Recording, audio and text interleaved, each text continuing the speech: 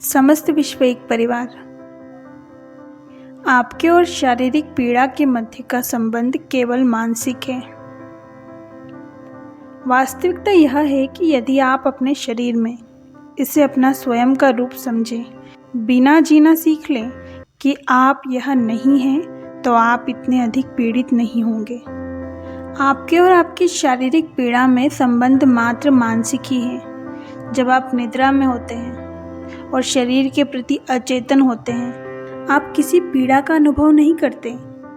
ठीक इसी प्रकार जब एक डॉक्टर, एक दंत चिकित्सक आपको संवेदनहारी औषधि यानी कि एनेस्थेसिया देता है, आपके शरीर पर शल्य क्रिया करता है, तो आप किसी पीड़ा का अनुभव नहीं करते, यानी कि ऑपरेशन करता है।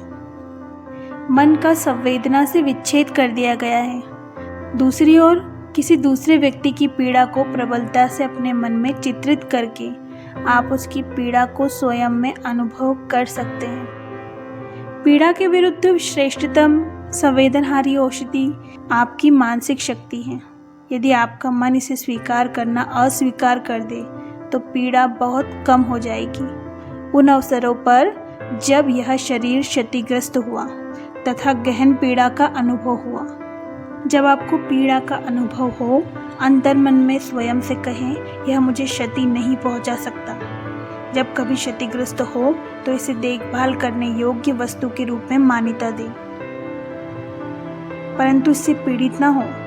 जितना अधिक आप मन की शक्ति पर एकाग्र होते हैं, उतनी ही अधिक आपकी शारीरिक चेतना कम होती जाएगी, और आप जितना अधिक शरीर से प्रेम करेंगे और इसके प्रति आवश्यकता से अधिक चिंतित होंगे, उतनी ही मन की उद्धारक शक्ति सीमित होगी।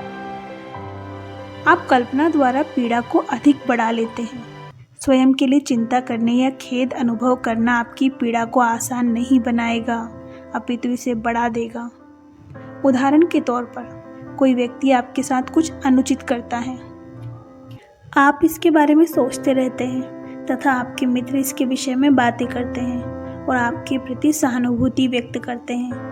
आप जितना अधिक इसके विषय में सोचेंगे, आप अपनी क्षति को उतना ही अधिक बढ़ा लेंगे और अपनी पीड़ा को भी। जब कोई व्यक्ति आपके साथ कुछ अनुचित करता है, तो आध्यात्मिक स्तर पर उससे प्रेम करना अति श्रेष्ठतर है। उसे अपना आशीर्वाद दे तथा इसे भूल जाए। ईश्वर हमारी पीड़ा के प्रति सचेत है। निश्चित रूप से वे हमारे कष्टों एवं पीड़ाओं को अनुभव करते हैं।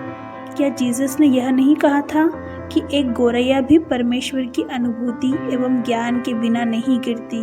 जब गोरैया को बाज पक्षी द्वारा मारा जा रहा होता है, तो ईश्वर छोटी सी चिड़िया की संवेदनाओं को जानते हैं। वे आपकी पीड़ा को भी जानते हैं। आप क्या सोचते हैं कि आपको पीड़ित देखकर उन्हें प्रसन्नता होती होगी? नहीं। जब आप कष्टों में होते हैं तो वे भी प्रभावित होते हैं, अतः वे इतने प्रसन्न नहीं होते जितना आप सोचते हैं। जब ईश्वर समस्त सृष्टि से परे अपनी पूर्ण अवस्था में रहते हैं, तो वे जानते हैं कि वे वहाँ पर सबसे अधिक प्रसन्न हैं, परंतु जो ही वे अपने बच्चों की इच्छाओं एवं दुखों तथा परेशानियों को अनुभव करते हैं, वे इतने प्रसन्न नहीं होते।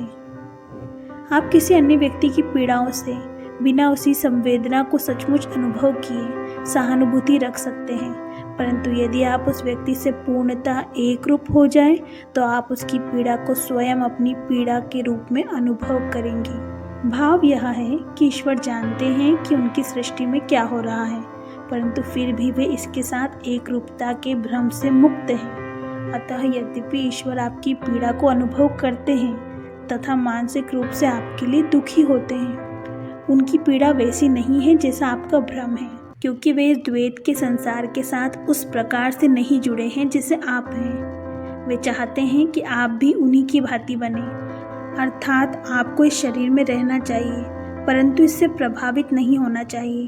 तब आप देखेंगे कि आप कर्म से मुक्त हैं। यह केवल ईश्वर ही नहीं है, आप उस आत्मा के रूप में जो उनके प्रतिबिंब में बनी है, संभवतः मुक्त हैं। ईश्वर सदृश बने, जो सृष्टि के समस्त कार्य को इसकी भ्रामक प्रकृति से तादात्म्य किए बिना चलाते हैं।